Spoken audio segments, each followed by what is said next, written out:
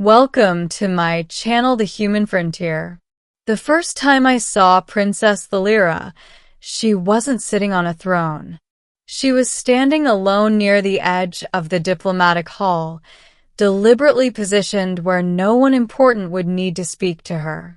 In a chamber filled with glittering alien nobles, decorated generals, and carefully smiling diplomats, she looked like someone who had been invited only because tradition demanded it. And if I'm being honest, I almost didn't notice her either.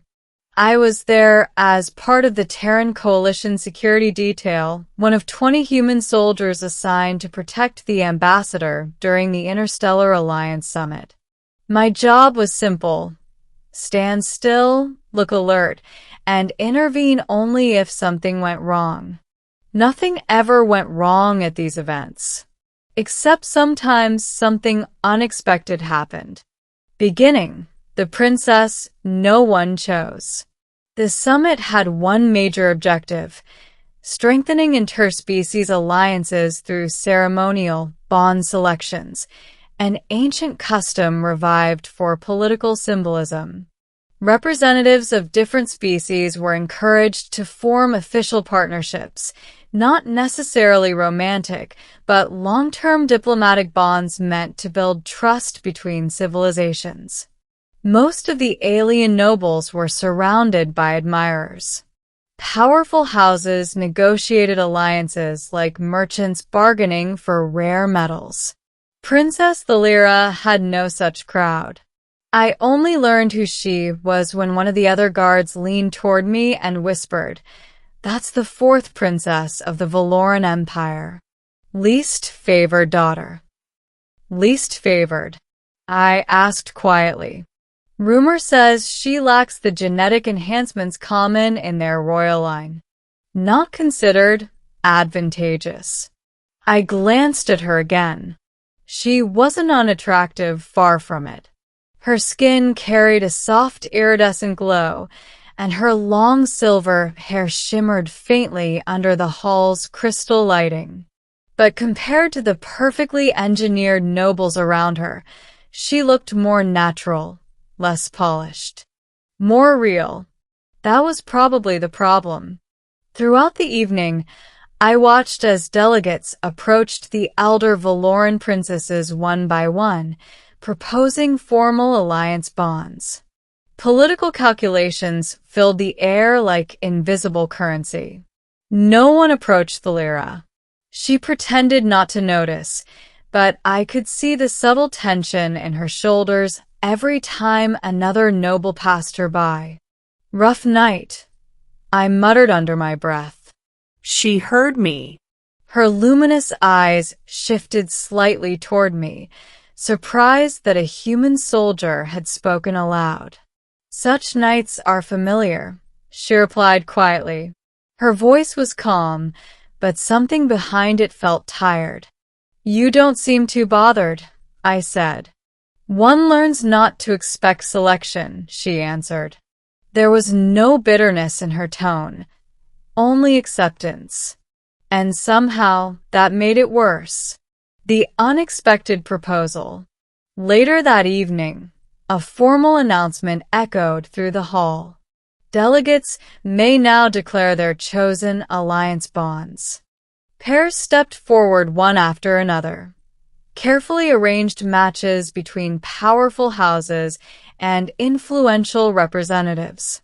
I watched it all with mild boredom until I noticed something. Princess Thalira had stepped back even farther, almost hidden behind a column, clearly expecting the ceremony to end without her involvement. And for some reason, that bothered me more than it should have. I didn't know her. I didn't know her anything. But I'd seen that expression before, the look of someone already dismissed before they had a chance to be considered. Before I fully realized what I was doing, I stepped forward. Gasps rippled through the hall as a human security officer, definitely not on the diplomatic roster, walked toward the central platform. The ambassador stared at me in confusion. "What are you doing, Sergeant Hale?" he whispered over the comm.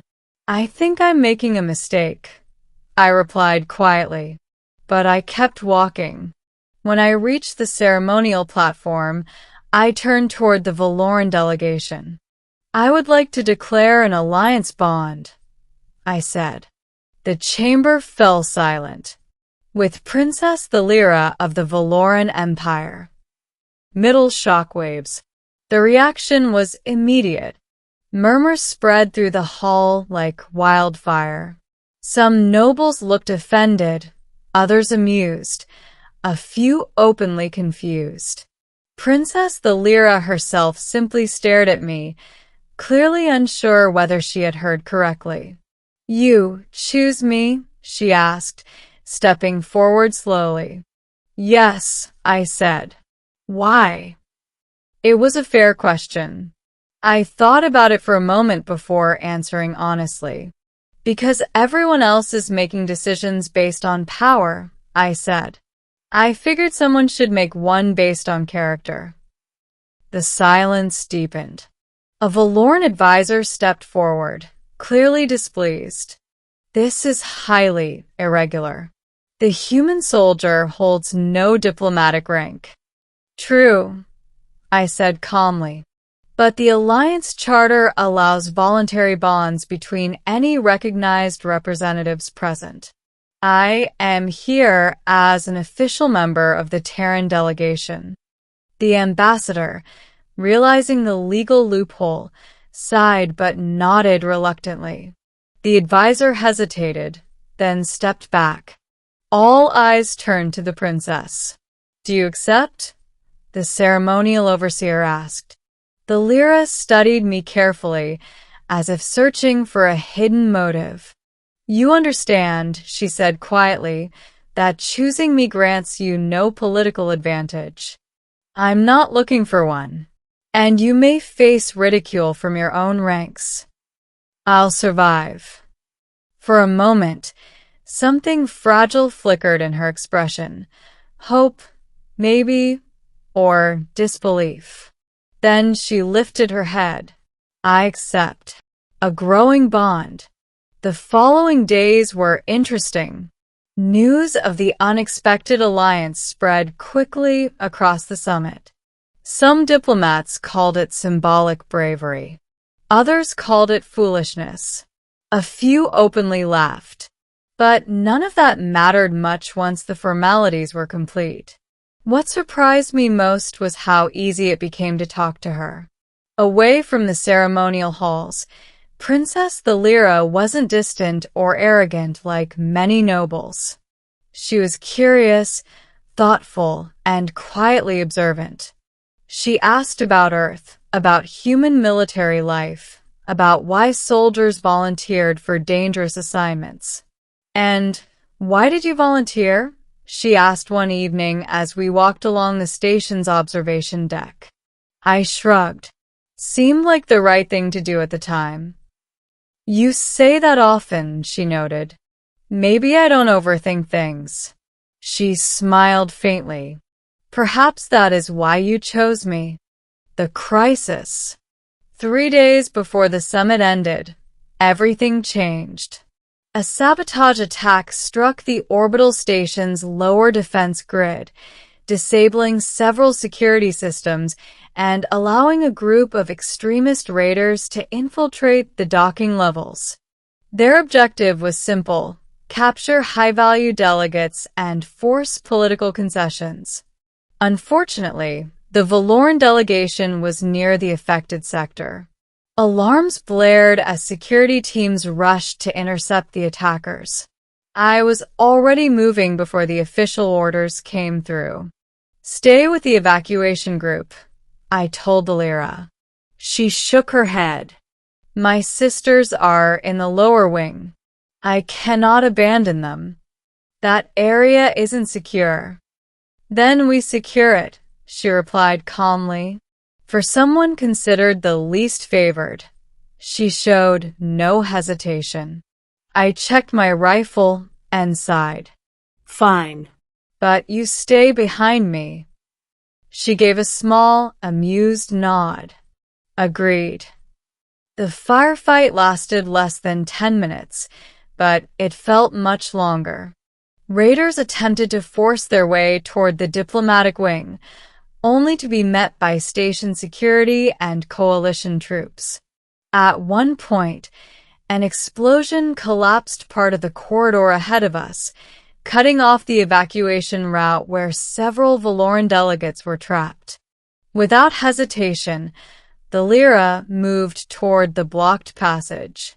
"You can't move that debris," I said. "Perhaps not alone," she replied. Together, we cleared enough space for the trapped delegates to escape before the structural supports fully failed. By the time security reinforcements arrived, the attackers were already retreating. No delegates were lost, and more than one witness had seen exactly who helped make that possible. Ending the choice that meant something. The final ceremony of the summit took place 2 days later. This time, when the Valoran royal family entered the hall, something had changed. The once overlooked fourth princess walked with quiet confidence, no longer lingering at the edges of the room. Not because of me, because people had finally seen who she actually was. During the closing announcements, the Valoran Empress herself stepped forward.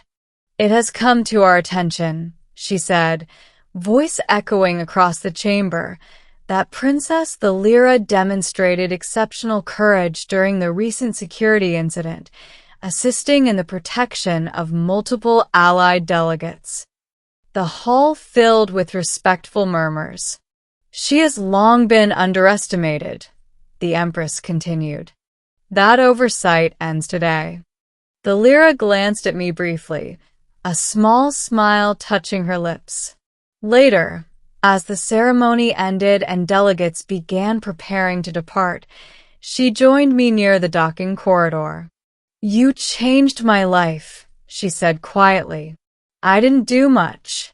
"You did something no one else did," she replied. "You chose me." I leaned against the railing. "You earned the rest yourself."